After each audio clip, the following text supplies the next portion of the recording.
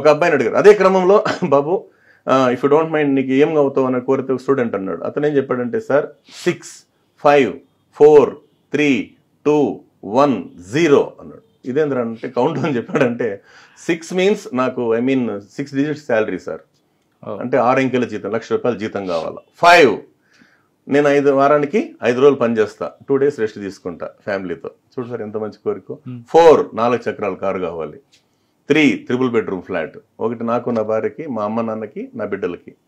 2 ఒక అమ్మాయి ఒక అబ్బాయి. 1 ఒకే పెళ్ళాం. 0 టెన్షన్ లేకుండా బతకడం. చిన్నప్పటి నుంచి సార్, అందుకే ఏం చెప్తున్నాము, 10th class, intermediate first year and second year, ఈ 3 సంవత్సరాలు ఎవరైతే హార్డ్ వర్క్ చేస్తారో 30 సంవత్సరాలు మహారాజులాగా మహారాణిలాగా బతుకుతారండి. ఇది పెద్దవాళ్ళు చెప్పిందే. నేను చెప్తాను, ఏదైతే నువ్వు ఇష్టపడతావు అది నీకు వెనకటికి ఇన్స్టాల్మెంట్ లైఫ్ లేని బతకచ్చు కదా సార్, ఇన్స్టాల్మెంట్ లేని లైఫ్.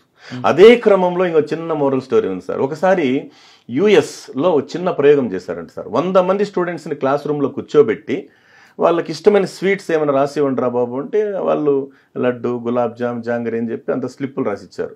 వాళ్ళకి ఇష్టమైన స్వీట్స్ సార్, రకరకాలు ఉన్నాయి కదా సార్ ఇష్టమైన స్వీట్స్. అది తెచ్చి ఏం చేశారు వాళ్ళు, అది జడ్జ్ చేసి ముద్ర పెట్టారు. చూపు అంతా దేని మీద ఉంది సార్ ఇంకా పిల్లలకి? స్వీట్స్ మీదే. అప్పుడు పిల్లలు చెప్తారు, నాన్న దేని మీద ఉందిరా చూపు? స్వీట్స్. ఓకే రైట్, నీకు నచ్చిన స్వీట్ ఆడుంది. వాళ్ళు చేయి పెట్టారు, రే ఆగండి అన్నారు. ఏమంటే 2 hours ఆ స్వీట్స్ ముట్టకూడదంట సార్. సచ్చిరా గొడ్డు.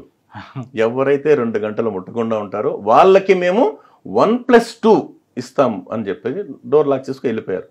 2 గంటల తర్వాత వచ్చి చూస్తే, ఏమన్నా స్వీట్స్ ఉన్నాయా లేవంటే లేవు సార్ అంటారు.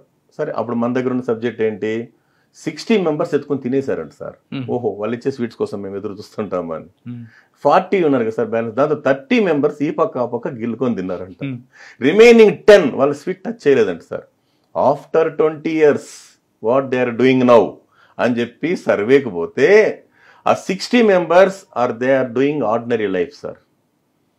ఆ 30% గిల్లుకొని తిన్నటువంటి వాళ్ళు government salary and corporate salary. The remaining 10 వాళ్ళు ఎవరంటే, నువ్వు ఎదగడానికి ప్రపంచం కావాలి, ఎదిగిన తర్వాత ఈ ప్రపంచానికి నువ్వు కావాలి, కాబట్టి నీ కోసం ఈ ప్రపంచం ఎదురు చూసేటంత ఎత్తుకు ఎదిగని చెప్పి శాలరీ కొట్టించుకునే విధంగా ఒక IAS ఉండొచ్చు, IPS ఉండొచ్చు, ఇండస్ట్రియలిస్ట్ ఉండొచ్చు, దమ్మున్న నాయకుడై ఉండొచ్చు, నాయకురాలై ఉండొచ్చు. Choice is yours. మీకు 60 కావాలా, 30 కావాలా, 10 కావాలా? చూడు సార్ ఎంత బాగా వింటారు సార్ పిల్లలు. అప్పుడు అందరూ మేము 10 సార్ అంటారు. అంటే మీ పని మీరు చేయండి, అంతే కదా సార్. మీకు కావాల్సిన చదువే కదా, చదువే. అందుకే శిలలాంటి బతుకుల్ని శిల్పంగా మార్చేదే విద్య, మనిషిని భగవంతుణ్ణి భాగ్యవంతుణ్ణి చేసేదే విద్య. సృష్టిలో ఇతరులకు ఎంత పంచినా మరింత పెరిగేది విద్య ఒక్కటే. రాజు రాజ్యంలో మాత్రమే పూజింపబడతాడు, విద్యావంతుడు ప్రపంచంలో ఎక్కడ ఉన్నా పూజింపబడతాడని చెప్పడానికి సార్.